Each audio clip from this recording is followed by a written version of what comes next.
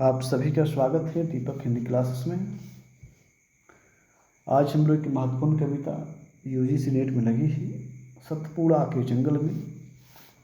इस कविता का पाठ करेंगे हम और इस कविता से संबंधित बनने वाले प्रश्न को भी देखेंगे।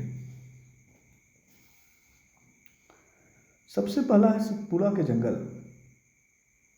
शीर्षक से ही परिचित है कि यह जंगलों से संबंधित कविता है। सतपुड़ा का जंगल, सतपुड़ा कहाँ है और उसके जंगल कैसे है, इसके विषय में विस्तार से कवि ने यहाँ बताए हैं।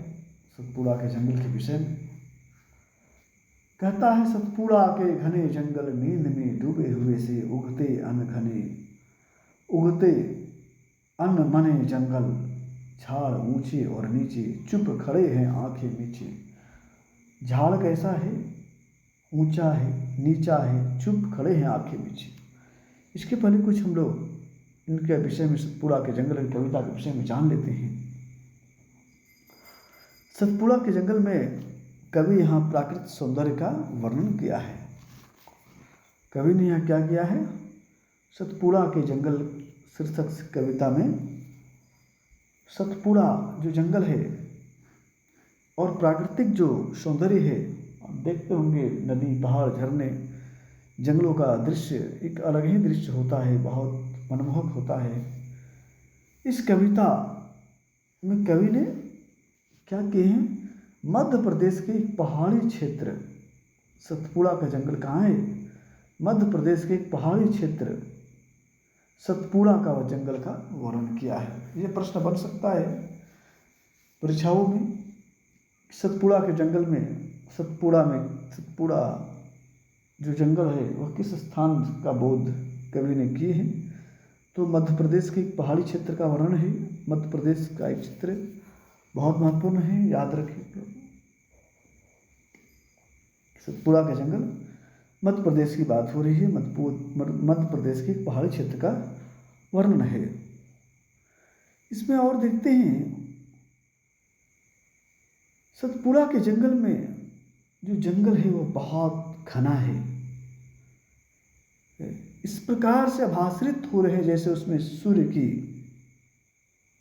निद्रमग्न हो, सूर्य की किरणें भी बहुत मुश्किल से पहुंचते हो, ऐसे घने जंगल है सतपुड़ा का जंगल।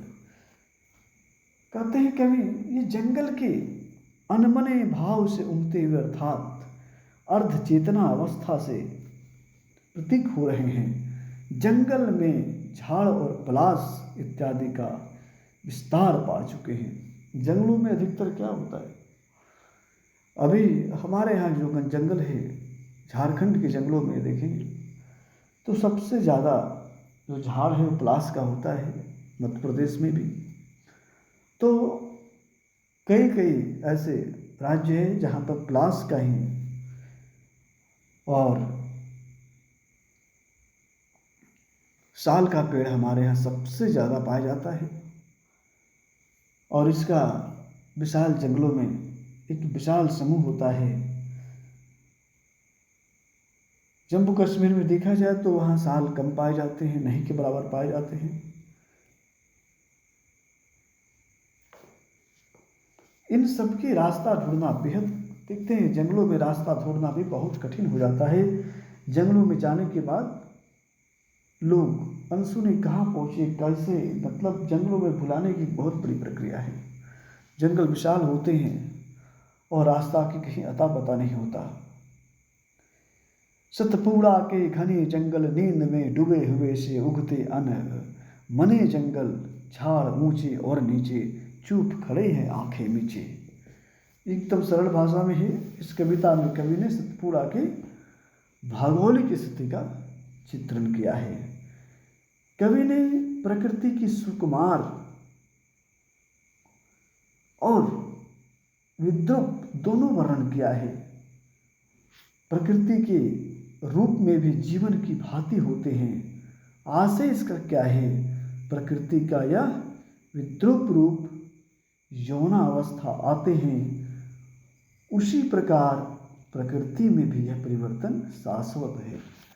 जिस प्रकार एक व्यक्ति की यौनावस्था वृद्धावस्था होती है, उस प्रकार से हर एक प्राणी हो, हर एक परिस्थिति में भी इस प्रकार से देखा जाता है कि सबका एक उम्र होता है। पेड़ पौधों का भी एक उम्र होता है। हम लोग देखते हैं कोई भी पेड़ पौधा आप लगाइए तो कुछ सालों के बाद उसका भी उम्र हो जाता है, वह भी बूढ़े हो जाता है। एकमात्र हम सभी के यहाँ बरगद का पेड़ और पीपल का पेड़, बरगद का पेड़ जो हजारों सालों तक जीवित होता है, कहा जाता है वो कभी मरता ही नहीं है।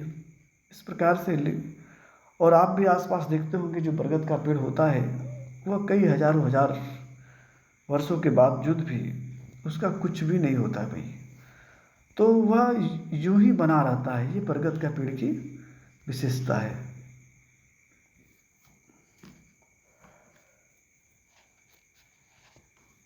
कवि कहता है प्रकृति में इस ध्रुवता को भी स्वीकार करना चाहिए, क्योंकि व्यक्ति की प्रकृति शाश्वत संबंध है। प्रकृति से सभी को संबंध है, प्रकृति ही सत्य है। आज युवा है कल वृद्ध होगा, आज बालक है कल युवा होगा। तो यह प्रकृति की सत्यता है कि जीवन आया है तो जीवन जाएगा भी, नए जीवन आएंगे भी।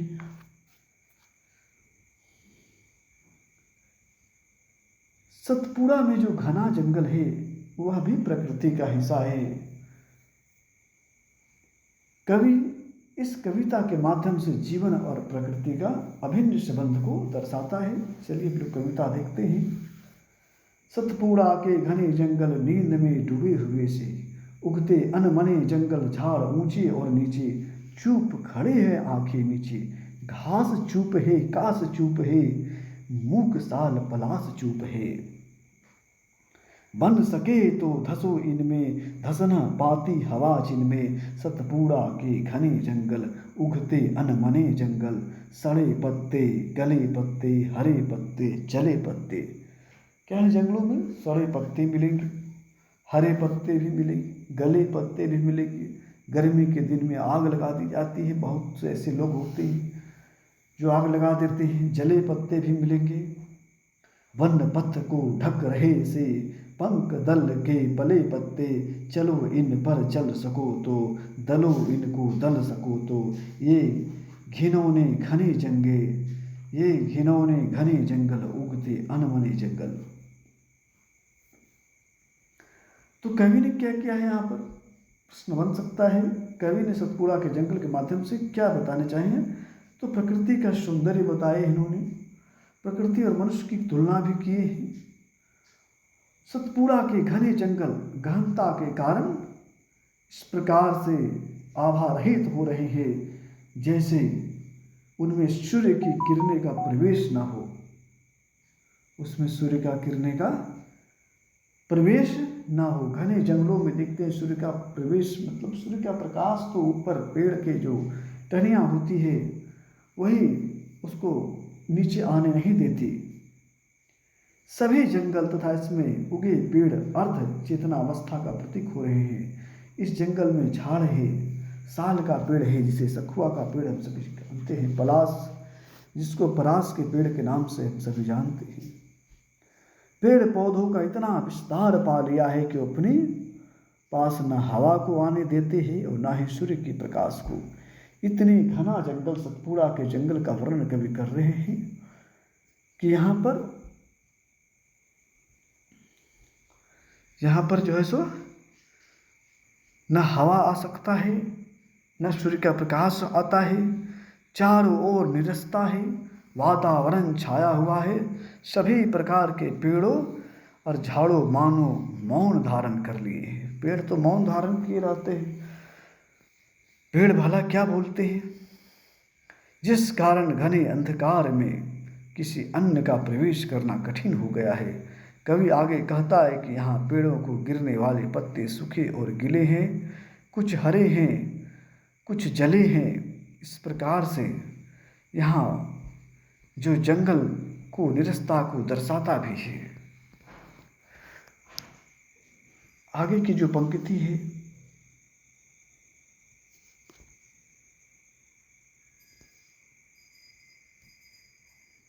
मुख साल पलास चुप सब बन सके, तो धसो इनमें धसना पाती हवा जिनमें, सतपुड़ा के घने जंगल नींद में डूबे हुए से उगते अन घने जंगल।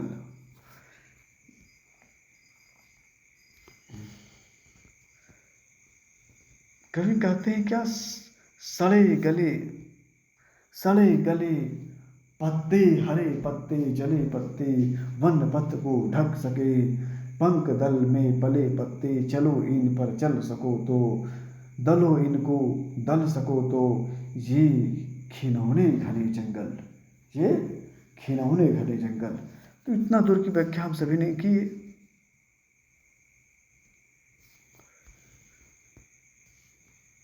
आगे है, नींद में डूबे हुए से उगते अनमने जंगल, उगते अनमने जंगल।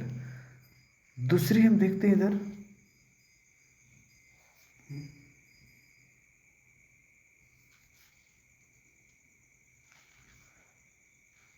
आगे की पंक्ति है, अटपटी उलझी लाताए, डालियां को खींच खाए, पैरों को पकड़े अचानक, प्राण को कसले कपाए, सांस की काली लताए, भला की पानी लताए, लताओं में बने जंगल, नींद में डूबे हुए से।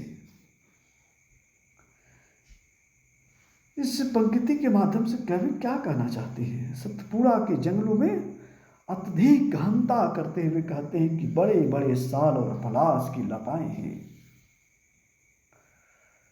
आपस में इतनी पेचीदा उलझ गई है, उसको सुलझाना कठिन है। देखते होंगे आप लोग, जो हमारे यहाँ जो झाड़ी का जो पेड़ होते हैं, पौधे होते हैं, पुटूस और कई ऐसे होते हैं जो आपस में इतना उलझ जाता है कि उसको छुड़ाना मुश्किल होता है। उस प्रकार से घने जंगलों में जो बड़े पेड़ पौधे भी हैं, वह भी इतना उलझ गए हैं उस जंगलों में कि उसको छुड़ाना मुश्किल है। किसी व्यक्ति की पैर या पैरों की पड़ती अचानक, प्राण को कसले कपाए, किसी व्यक्ति के पैर पर ले लिपट जाए तो ऐसा लगेगा जैसे वह मृत्यु के अत्यंत समीप आ गया हो, और यही मृत्यु का भास उसे कुछ समय के लिए कपा जाएगा। क्या कहते हैं कवि? ये लताएं सांप की भांति काली और लंबी हो गई है, सांप सी काली लताएं, बला की बाली लताएं, लताओं के बने जंगल, नींद में डूबे हुए से। क्योंकि सूर्य की रोशनी वहाँ प्रवेश नहीं कर पा रही है, इसके कारण वे सर्प के समान काली प्रतीक हो रही है। पेड़ पौधे कैसे प्रतीक हो रहे हैं?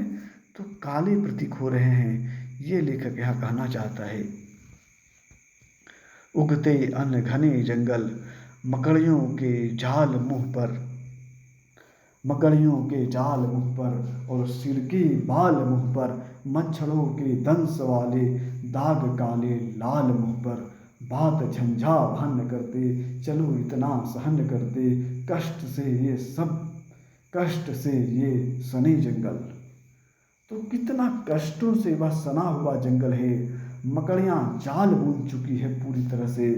देखते होंगे जिस प्रकार से घरों में मकड़ियाँ जाल बुन देती है, उसी प्रकार से जंगलों में भी मकड़ियाँ बहुत लगी होती है और वहाँ भी जाल बुनती है। सिर की बाल मुंह पर, मच्छरों के दंश वाले, जंगलों में कई काले काले मच्छर पाए भी जाते हैं। अभी भी दाग काली लाल मुंह पर, बात झंझा भन करते, चलो इतना सहन करते, कष्ट से ये सने जंगल। तो किस प्रकार से वहाँ उलझती है, मकड़ियाँ जाल बना लिए हैं। ऐसा प्रतीक होता है मानो उन लताओं के मुख पर बालों का एक समूह बन गया हो। ऐसी उलझी लताएं हैं, डालियाँ के कांटे मच्छर के दंश से भी अधिक नुकीले बन गए हैं। ये जंगल अनेक वायु और प्रचंड झंझावत और तूफानों को झेल चुके हैं। जंगल सारे तूफानों को भी झेलते हैं। जो तूफानें आती हैं, नींद में डूबे हुए से उगते अनमने जंगल, अजगरों से भरे जंगल। यहाँ कवि क्या कहता है कि जंगल क्या है?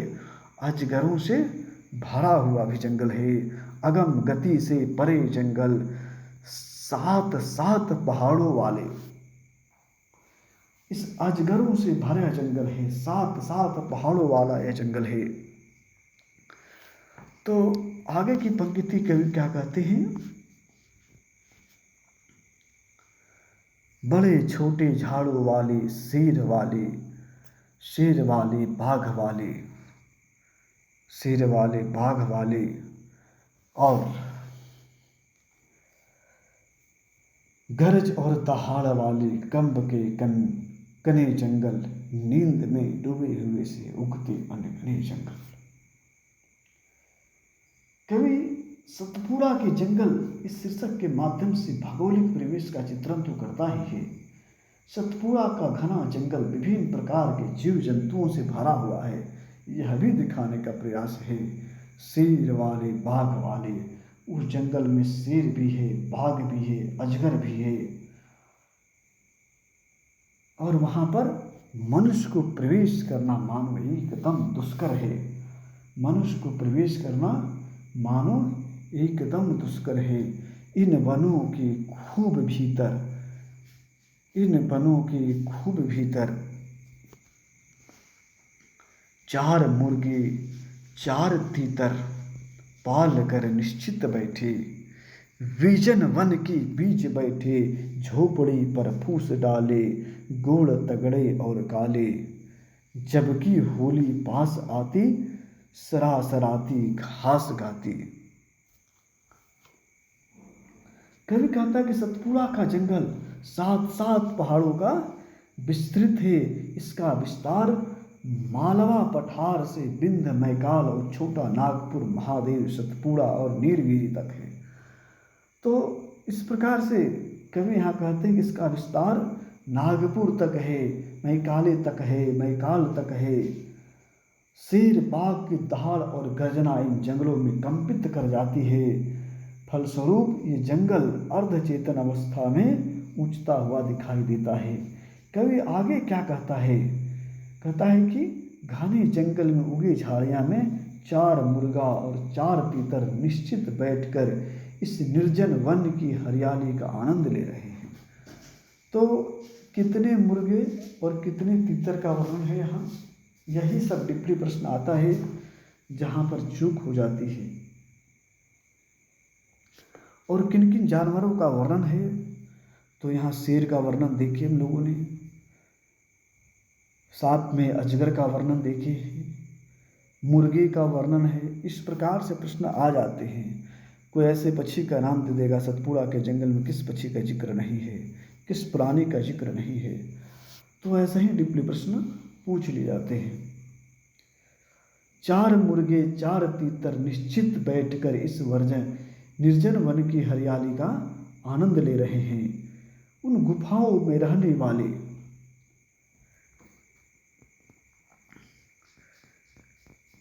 गोंड जाति का वर्णन है। यह प्रश्न एक बार आ चुका है। सतपुड़ा के जंगल में किस जाति का वर्णन है? गोंड आदिवासी जाति अपना जीवन यापन इसी जंगल में रहकर करती है। गोंड तगड़े और काले, जबकि होली पास आती सरसराती घास गाती। तो गोंड जाति का वर्णन है, हम सभी ने देखिए यहाँ पर।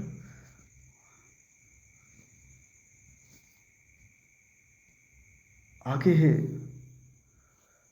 और महुए से लपकती मत करती बास आती, गूंज उठते ढोल इनके, गीत इनके, गोल इनके, सतपुड़ा के घने जंगल नींद में डूबे हुए से।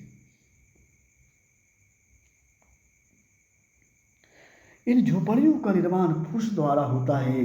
ये शारीरिक रूप से इष्ट और पुष्ट है, परंतु रंग के काले होते हैं। ये हम लोगों ने देखा। यहाँ पर आगे की पंक्ति थी होली से संबंधित। तो होली त्यौहार का वर्णन सतपुड़ा के जंगल में है, यह भी महत्वपूर्ण है। होली के आगमन पर हवा के प्रबल झोंके से हरी दूब हिल हिल कर गाने लगती हुई, महुए के वृक्षों से निकलने वाली सुगंध समस्त वातावरण को मतमस्त कर देती है। होली पास आती सरसराती घास और महुए से लपकती। यहाँ महुए का भी वर्णन है और होली का वर्णन है। यही सबसे प्रश्न पूछ दिया जाता है। गोंड जाति का वर्णन है, ढोल का वर्णन है।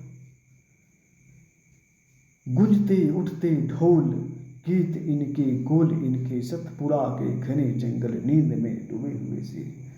ऐसा लगता है कि सतपुड़ा का जंगल नींद में पूरी तरह से डूबा हुआ है।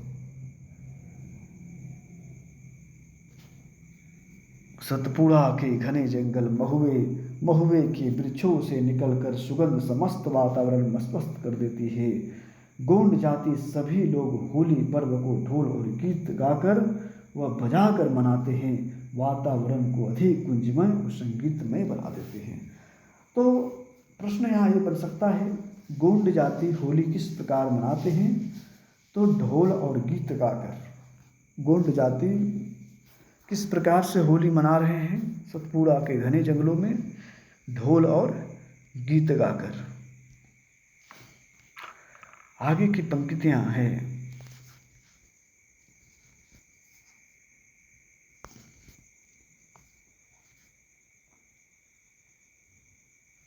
उगते अनमने जंगल,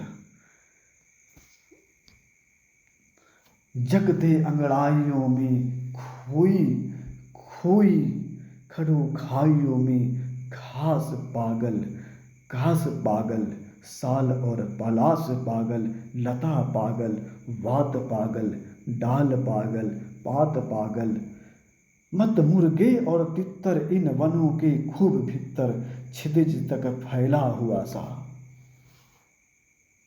तो कवि कहता है कि जिस प्रकार से बसंत ऋतु के आगमन पर प्रकृति ने नए रूप का निर्माण होता है, बसंत ऋतु का वर्णन है, उस प्रकार से सतपुड़ा के जंगलों में नींद और उन्माद छोड़कर जागते हुए अंगड़ाइयाँ ले रहे हैं। वह निरस्ता और स्तंभ पर्वतों को खोई और गहराइयों में छाई हुई अब समाप्त हो गई है।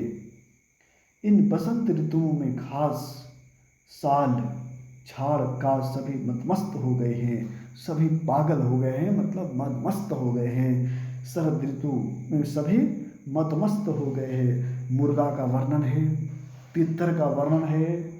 तो सभी महत्वपूर्ण होते हैं। किस किस चीज़ों का इस सतपुड़ा के जंगल में वर्णन है? मुर्गा, तीतर, इस प्रकार से इन सभी का यहाँ पर बात आई है।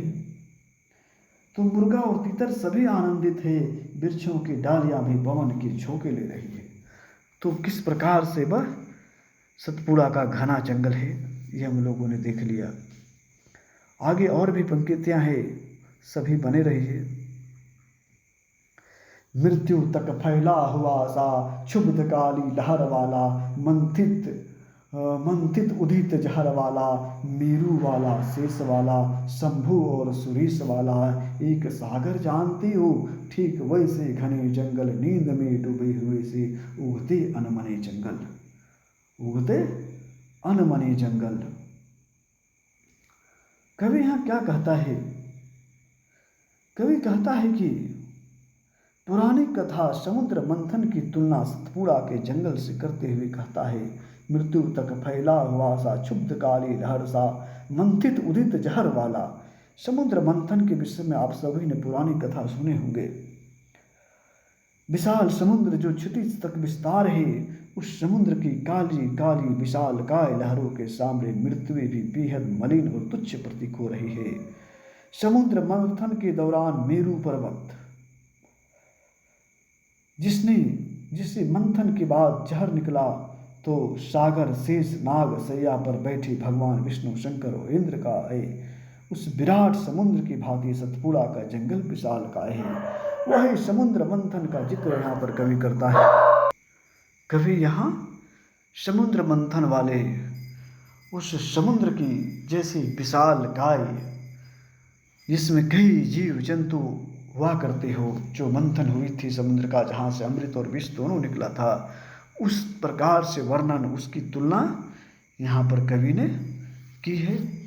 आगे की पंक्तियाँ इस प्रकार से है,